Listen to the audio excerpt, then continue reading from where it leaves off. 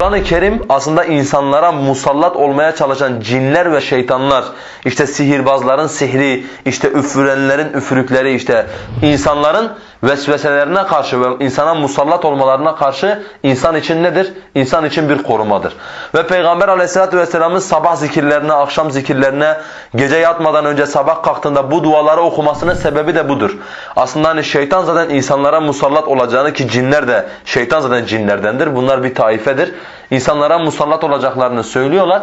Tabi insanoğlu kendini korumasını bilmeyince, Kur'an-ı Kerim'le, Allah'ın kelamıyla bunları kendinden ve ehlinden uzaklaştıramayınca musallat oluyorlar. Niye buraya değindim yani? Niye özellikle bu konuya değindim? İnanın ki 2 günde bir mutlaka bir vaka geliyor yani. Hani işte hocam şuna okusan buna cin değmiş, yok işte buna cin çarpmış, yok buna cin girmiş falan filan. Ya arkadaş biz cinci değiliz. Yani eğer gerçekten kendini şey yapmak isteyen varsa Allah'ın Kur'an-ı Kerim'de belirtmiş olduğu neler vardır? Kur'an-ı Kerim'de belirtmiş olduğu işte bazı ayetler ve Resulullah bu ayetlerin insanı koruyacağına dair hadisler söylemiştir. Ve bu hadisler sahih kaynaklarda vardır. Ha bunları okuyun. Mesela bir tanesi işte konuştum. Dediler işte adamda 25 yıldır cin var. Yani adam perişan bir vaziyette. İşte adamla biraz konuştuk. Adam Kur'an okumayı bilmiyor. Adam Kur'an okumayı bilmiyor. Ondan sonra adam dua yapmayı bilmiyor. Adam yani tevhidi biliyor ama bunları öğrenmemiş. Sabah kalkıyor, televizyonu açıyor, akşam yatıyor, televizyonu kapatıyor. Şimdi niye cinler bu adam, niye bana mı musallat olsunlar yani? Niye ben cin olsam ilk başta bu adama musallat olurum yani. Akşama kadar işte fuhşiyat ekranının karşısında otur. İşte Kur'an-ı Kerim'den hiçbir şey bilme, seni koruyacak hiçbir şey bilme. Cin kime musallat olacak ki? Bu adama musallat olmayıp da kime musallat olacak? Yani bu toplumdaki hastalık doğrudur.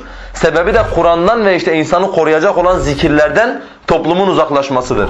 Mesela yine işte biri evlenmiş, hiç çocukları olmuyormuş. Yani daha doğrusu şöyle bir olay olmuş. 5-6 yıldır bunlar evliler. Hiç birbirlerine yakınlaşamamışlar daha. Yani kadınla eşi hiç birbirlerine yakınlaşamamışlar. İşte konuştuk biraz, dediler durum böyledir, böyledir. İşte dedim muska var mı üstünüzde? Dediler var. Bir tane kadın çıkardı, bir tane adam çıkardı. 2 tane muska. Muskayı bir açtım. Muskanın içinde yazıyor Enrico. İşte aynen böyle Ferrico. Cin isimleri yazmışlar muskanın üzerine. Bir muskanın altına da yazmışlar ki haydi için şifa sizden. Şimdi muskacılara cinler yardımcı oluyorlar ya, veya işte sihirbazlara cinler yardımcı oluyorlar, veya işte bu üfürükçülere cinler yardımcı oluyorlar ya, cincilere. Cin hiçbir zaman sihrin gerçekleşmesi için adamı küfre sokmadan cin ona yardım etmez. Cinler hiçbir zaman karşısında, yani bu istikrayla, araştırmayla sabit olan bir şey. Bu işle uğraşanlar mesela ne diyor cin? Allah'ın diyor şu ayetlerini kağıda yaz, affedersiniz. Üzerine küçük abdestini yap, götür bir kanalizasyon çukuruna at diyor. Şimdi bu küfür ya. Cin onu küfre sokacak ya. Veya diyor git falan cinin adına bir kurban kes. Git falan kabrin üstüne bir kurban kes. Onun adına bir kurban kes. Ondan sonra gel. Şimdi herhalde bunun sahibi de yaptırdıkları muskaya da cinler bundan bir kurban kesmesini istemiş. Çünkü şifa Allah'tan demiyor. Haydi için şifa sizden diyor. Artık kime hitap ettiği, artık grup kimse bilmiyorum da onu yapan da yaptıranın da müşrik olduğunu çok iyi biliyorum yalnız. Yani adamın orada neyi kastettiğini. Şöyle bir kağıt üzerine cin isimlerini yazmış. Ben dedim ki valla dedim yani ben şimdi size birkaç tane dua vereceğim, yani benim başka yapabileceğim oturup bir şey yazıp üfleyecek halim yok. Size bir tane dualar yazacağım. Bu duaları her sabah akşam okursanız işte Kur'an-ı Kerim'den, Hazreti Musa'nın sihri bozan ayetlerinden olur. Tabi sonra duydum işte 2 tane muska çıktı. Nokta 1 şirk içerisinde zaten. Çünkü muskalar cinlere yapılmış.